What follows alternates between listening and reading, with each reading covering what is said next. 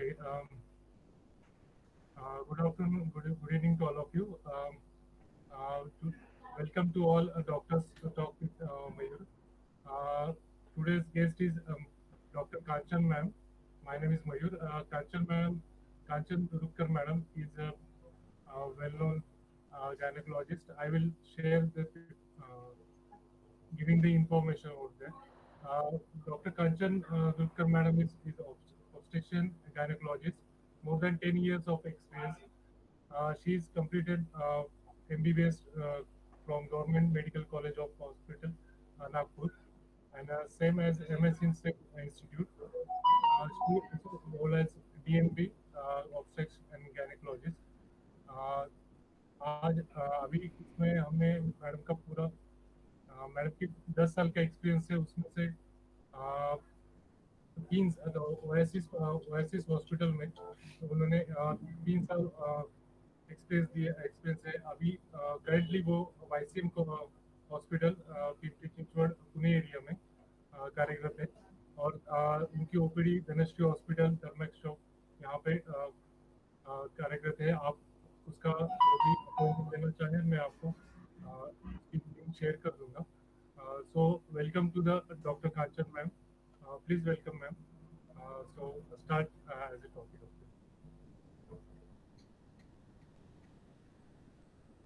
Yes ma'am Yes, hello. Hello, everyone. Thank you, thank you, Mayur sir, for giving me this opportunity for this online platform.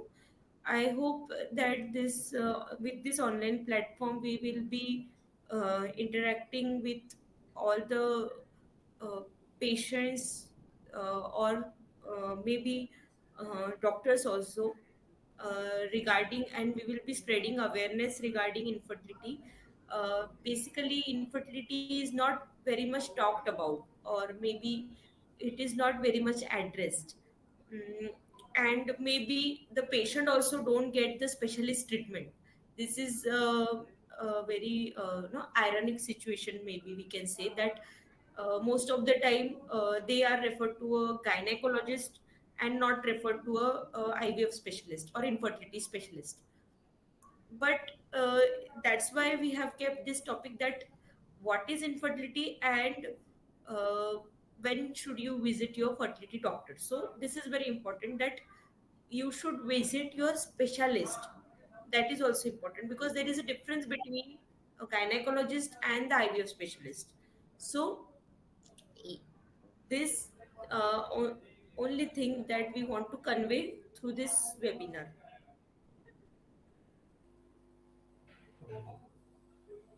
Okay ma'am So we can go ahead. Whatever the questions are there, I think we can take and we can go ahead.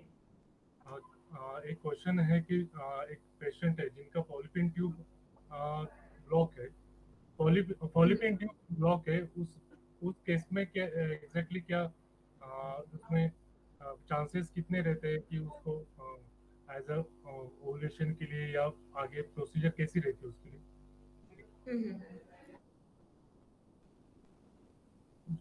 जो patient है उनका के ये patient अगर रहता है तो उनमें हमें आईवीएफ का ऑप्शन हम लोग सजेस्ट करते हैं जनरली। आईवीएफ के ऑप्शन से एक्चुअली इंटरेस्टिंग बात ये मैं आपको बताना चाहूंगी कि पहला आईवीएफ जो हुआ था वो that was for tubal block only. 40 years back जो पहला आईवीएफ हुआ था that was for tubal block only. Okay तो ठीक है और मैडम जो मोस्टली लोग कैसे है कि जो भी इनफर्टिलिटी है तो उनको पता नहीं रहता कि एग्जैक्टली कैसे हम उनको कैसा पता चले कि भाई इनफर्टिलिटी है तो वो उसमें कुछ आप प्रकाश डालेंगे या कुछ उसमें डिटेल थोड़ा दे देंगे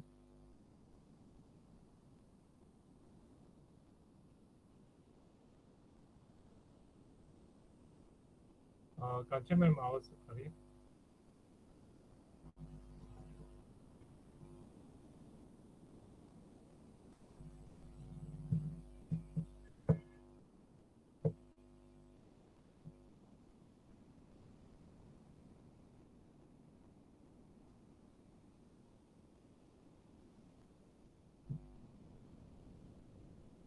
Okay, madam, Sorry, there's so much network issue over here, and I'm not able to.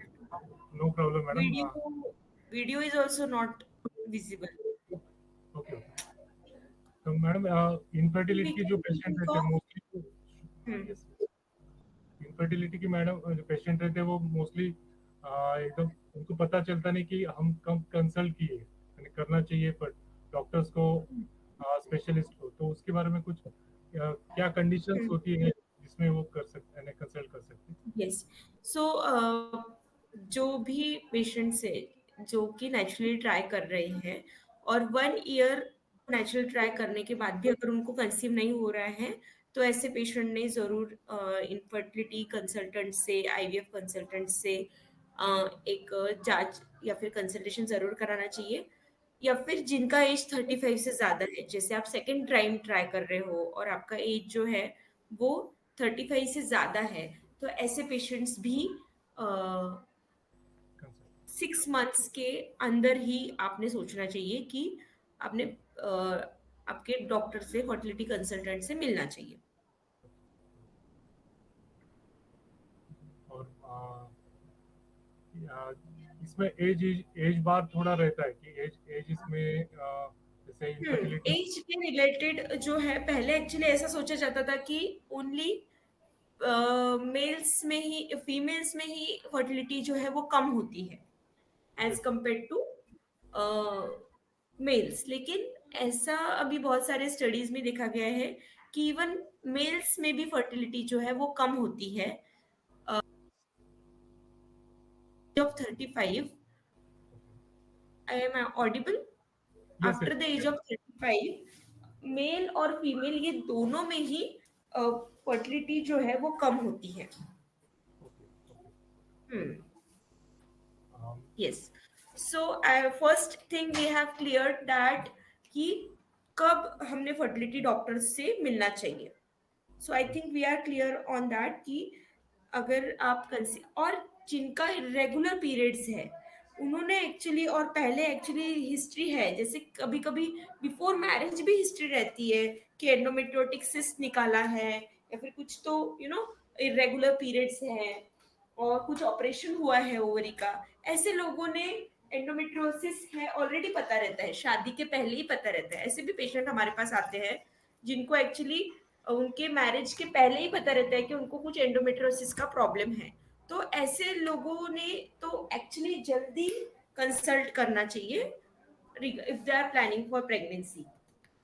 हमने काफी वीडियोस भी बनाए हैं रिगार्डिंग एग फ्रीजिंग ऑल्सो, कि जिनको लगता है कि उनको डिले करना है उनका pregnancy because of their career, because of some what non, कोई भी चीज की वजह से वो सेटल्ड नहीं है और वो चाहते कि उनका फर्टिलिटी वो पोस्टपोन करना चाहते, they don't want to bear a child.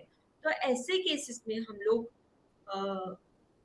Fertility preservation भी कर सकते हैं। एक डेडिकेटेड वीडियो मैंने हमारे यूट्यूब चैनल पे, कांचन ध्रुवकर इस नाम से ही है वो चैनल, उसपे हमने एक डेडिकेटेड वीडियो बनाया फर्टिलिटी प्रिजर्वेशन के ऊपर, जिसमें हम लोग एग फ्रीजिंग, जो भी आजकल जो भी वुमेन्स है वो करियर ओरिएंटेड रहती है, तो उनको नहीं लगता है कि उनका लेट मैरिज का रहता है, लेकिन they are somewhere worried about their fertility also, because आज की जो लेडीज है वो उनको मैक्सिमम इंफॉर्मेशन होता है because of some social media view में से, तो उसकी वजह से वो फर्टिलिटी के लिए भी वरीड रहती है। तो ऐसे केसेस में हम लोग एग फ्रीजिंग, सोशल फ्रीजिंग जिसे हम कहते हैं, वो भी आप कर सकते हो। जो मैरिड कपल है जो चाहते कि उनका प्रेगनेंसी उनको पोस्टपोन करना है, तो वो एम्ब्रियो फ्रीजिंग के बारे में भी सोच सकते हैं। पर ऐसा जरूर नहीं कि आपने एग फ्रीज कराया है या फिर आपने एम्ब्रियो फ्रीज कराया है मतलब आप नेचुरली आप भी, आपको प्रेगनेंसी हो ही नहीं सकती, आपको आईवीएफ के थ्रू ही जाना है, ऐसा नहीं है। पर आपको पोस्टपोन कराना है आपका प्रेगनेंसी बिफोर एनी मैटर, तो आप इसके बारे में भी सोच सकते हैं।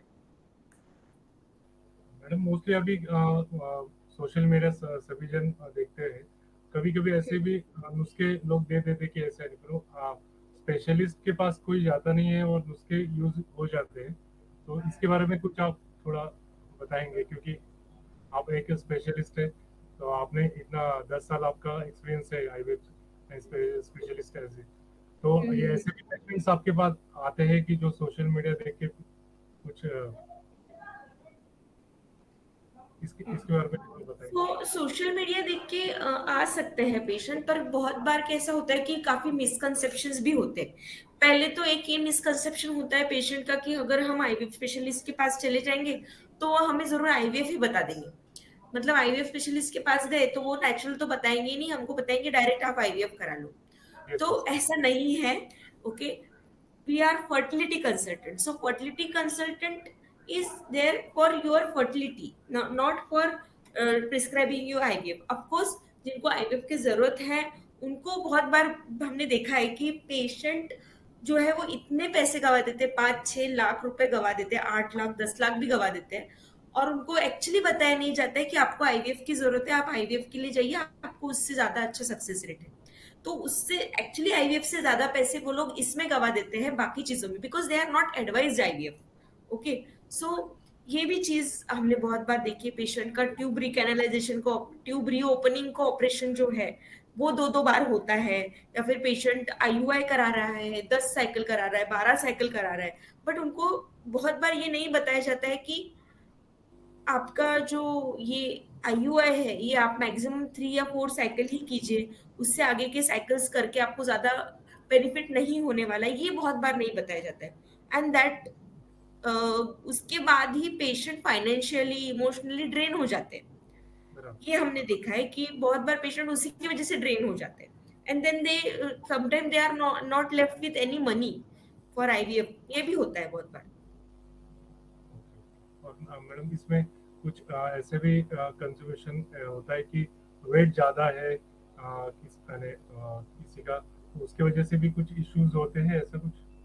यानी मैं आपको एक जनरल पूछ रहा हूँ हाँ, कि वेट। वेट का बहुत लोगों को लगता है कि अगर वेट ज्यादा है मतलब कि कंसीव होने में प्रॉब्लम होगा, या फिर एक पर्टिकुलर वेट होने के बाद ही हम कंसीव कर सकते हैं। बट आई विल से कि हाँ, इसके बारे में 2-3 बार एक और हमने ऑनलाइन टॉपिक किया था डिस्कशन, तो उसमें भी ये पूछा गया था मुझे। लेकिन ऐसा कोई वेट नहीं है कि ये वेट अचीव करने के बाद ही आप प्रेगनेंसी अचीव कर सकते हो, ऐसा कुछ नहीं है।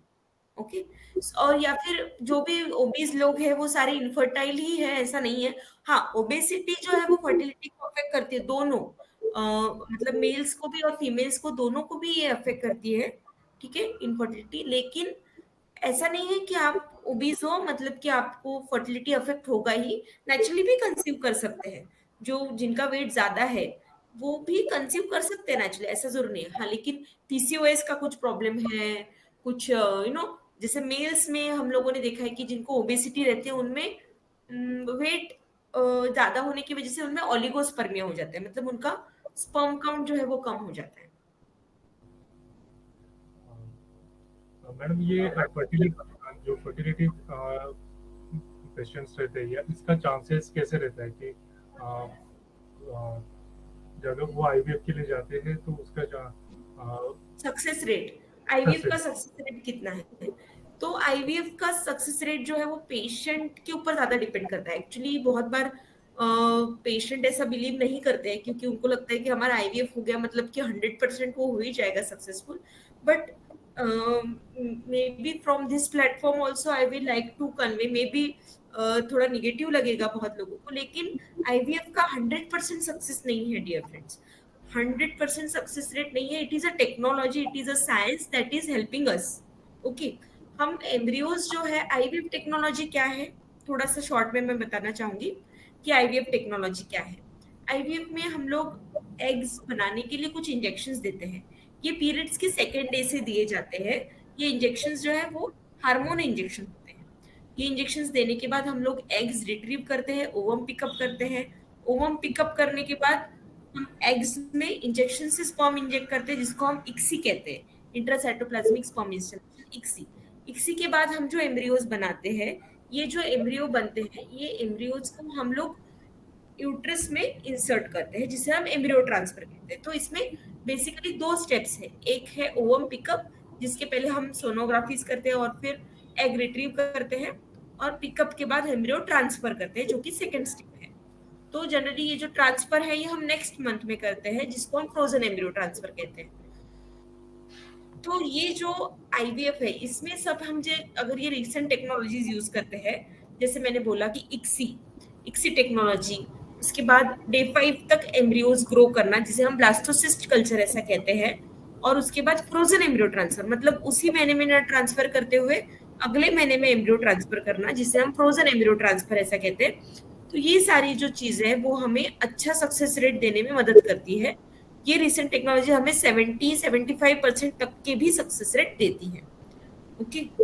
Yes sir. ओके। सो मैं फिर भी 70-75% ही है इसका सक्सेस, 100% नहीं है। बराबर मैम, एक्चुअली ये टेक्नोलॉजी हम अपने जो नेचुरल कंज्यूमेबल जो कंज्यूम हो जाता है उससे अच्छा है कि हम जो जिनका इश्यूज है फर्टिलिटी में, तो उसके लिए टेक्नोलॉजी यूज करते हैं। बराबर बताया आपने, क्योंकि 100% ना नेचर भी देता है, ना हम तो कोशिश करें कि उसको हम कर पाए।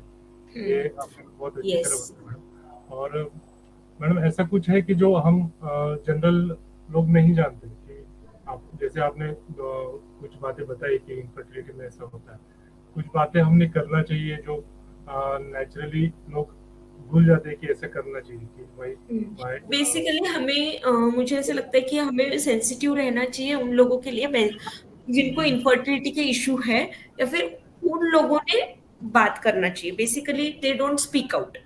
ये बात देखी है हमने कि पेशेंट या फिर कपल जो है उनको ये इशू फेस हो रहे हैं, इसके बारे में वो बात नहीं करना चाहती, या फिर इसके बारे में they don't come up with the problems. Okay. So ये एक चीज है। और दूसरी चीज मैं बोलूंगी कि जो लाइफस्टाइल है वो आपने अच्छे नेचुरल कंसीव जो ट्राई कर रहे हैं उन लोगों ने अच्छा लाइफस्टाइल, जैसे कि उसमें एक एडिक्शन का एक बहुत इंपॉर्टेंट चीज मैं बोलूंगी कि एडिक्शन जिनको भी है होता है स्मोकिंग अल्कोहल, वुमेन्स में बोलिए या फिर मेंस में बोलिए, तो इससे डायरेक्ट फर्टिलिटी जो है वो अफेक्ट होती है। तो इससे स्मोकिंग से हमने देखा है कि डायरेक्ट एग क्वालिटी को अफेक्ट होता है, और मेल्स में सीमेन काउंट जो है वो कम हो जाता है। तो ये सारी चीजें जो है वो लाइफस्टाइल मॉडिफिकेशन ये बहुत जरूरी है। ओके। अपने सब प्रतीक जी जुड़े हैं, तो प्रतीक जी आपको कुछ जनरल कंसर्न है मैडम से पूछने का, या ऐसा कुछ जनरली पूछने?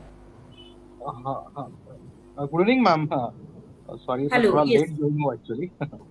हाँ नहीं यस। मैम, वो मतलब आपने अभी सही, मतलब मैं वही ये पूछ रहा था कि बहुत लोगों को, मेरे रिलेटिव है अभी, तो बहुत मतलब बहुत सारे लोगों को प्रॉब्लम है अभी इनफर्टिलिटी का। मतलब शादी करने के बाद 1-2 साल वो लोग वेट करते कि उनको बाद में चाहिए, चांस लेना है। बट उसके बाद इशू आता है कि मतलब वो चांस लेते हैं बट होता नहीं है। तो इसका मेन रीजन, मतलब मुझे अभी इतना एग्जैक्ट नहीं पता आपने पहले क्या बोला है मैम, बट मतलब मेन क्या रीजन है इसका। जैसे अभी आपने तो एडिक्शन जो बोला है, बट डिस्पाइट ऑफ एडिक्शन उसके और भी कुछ ये है कि उसके वजह से जी ये जी इशू जी। आता है। एक तो फीमेल्स में क्या कारण हो सकते हैं, एक तो ट्यूबल ब्लॉक के बारे में पहले ही मयूर सर ने पूछा। तो ट्यूब ब्लॉक हो सकता है, पर हर एक में ट्यूब ब्लॉक होगा ऐसा नहीं है। पीसीओडी का प्रॉब्लम होना जिसकी वजह से ओवुलेशन रेगुलर नहीं होना, ये हम लोग ज्यादा देखते हैं हमारे ओपीडीज में।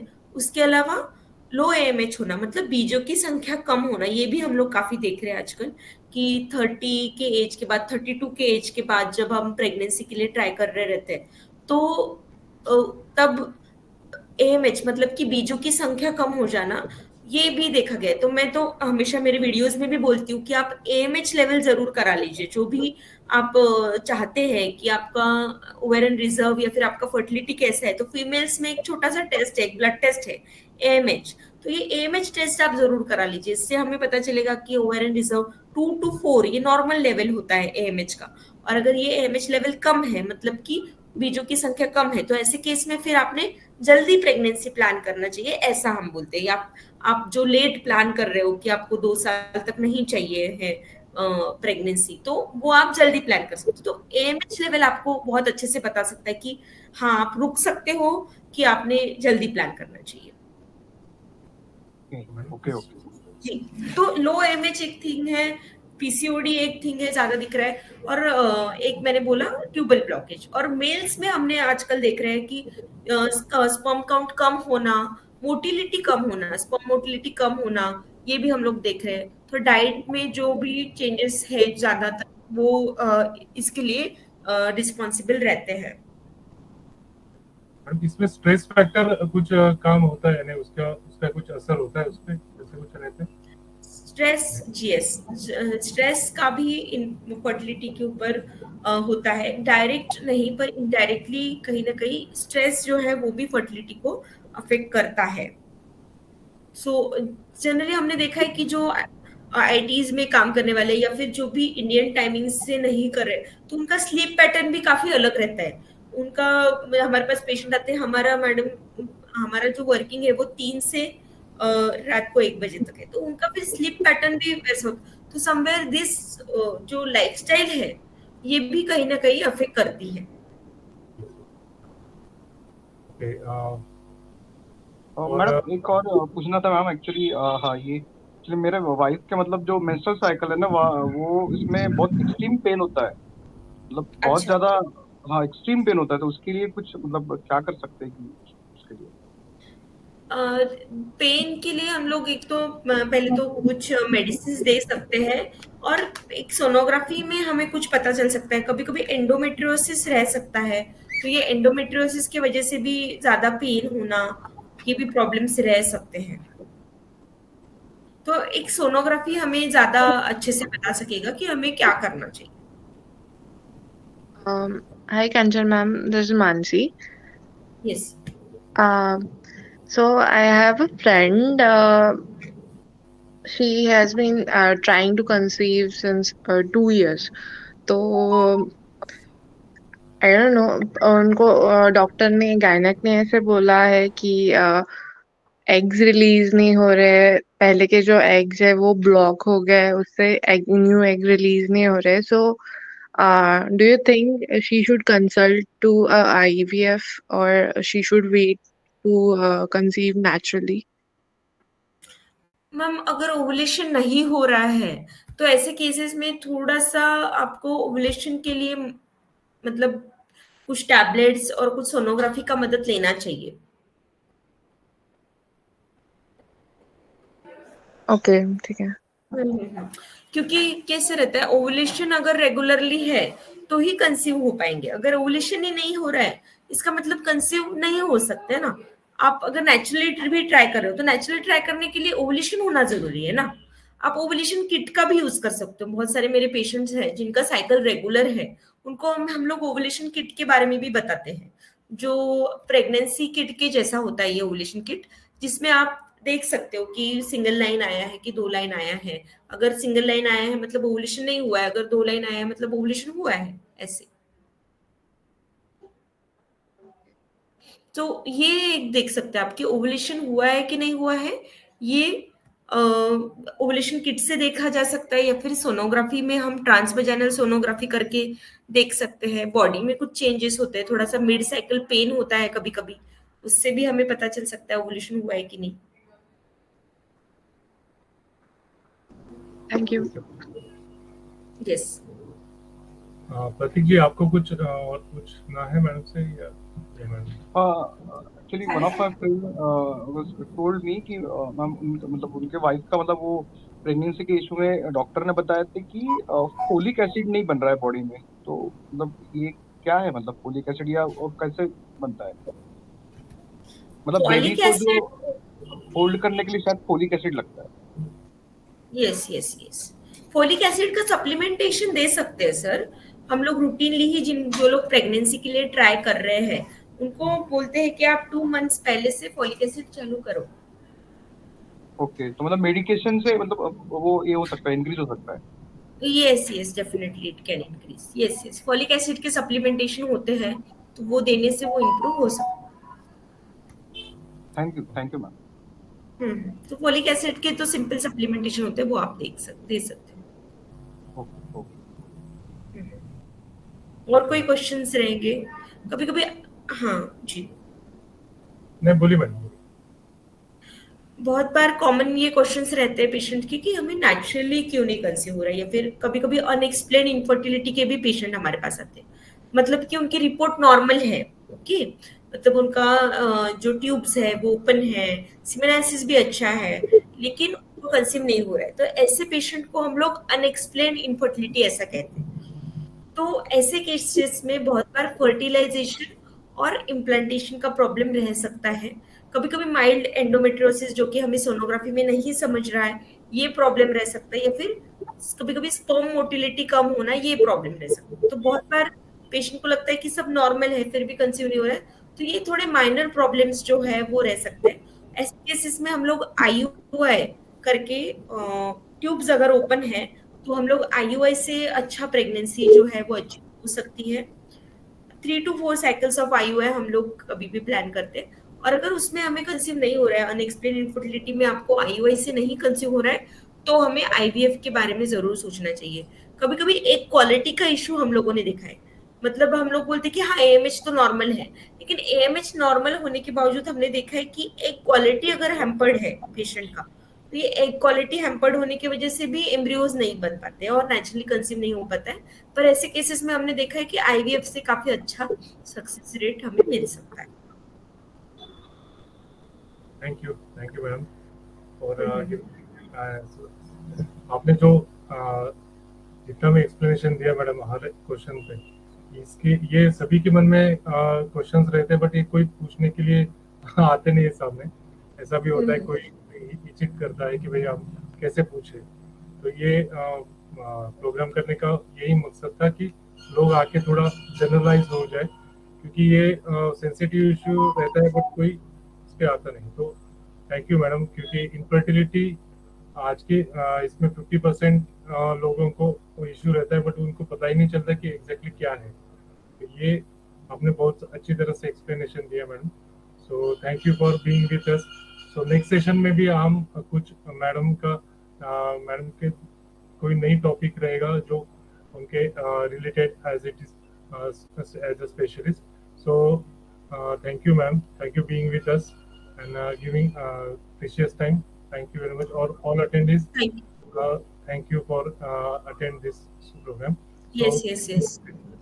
Okay, thank you. Thank you, ma'am. Thank you, Dr. Nitin Bhalerao sir, who has joined us, and thank you all those who have joined. We have our YouTube channel which is dedicated for all these talks. We have talked on all the topics related to fertility, and we keep on making videos regarding fertility, regarding pregnancy. So you can go and view that channel. Doctor Kanchan Durukkar इस नाम से ही हमारा वो channel है, तो आप वो channel के ऊपर जा के देख सकते हो। वहाँ पे हमने काफी वीडियोस बनाए हैं। It is just for awareness purpose, that the motive behind our YouTube channel is to create awareness, because बहुत बार डॉक्टर्स ऐसे चीजें बहुत बार बता नहीं पाते डिटेल में, तो वो चीजें भी हमने उसमें डाली है। सो आप देख सकते हैं, and it is completely a scientific information that we are trying to spread through this YouTube channel. Okay, thank you. Thanks a lot. Yes, Thanks, thank you so much. for attending. Thank you. Thank you.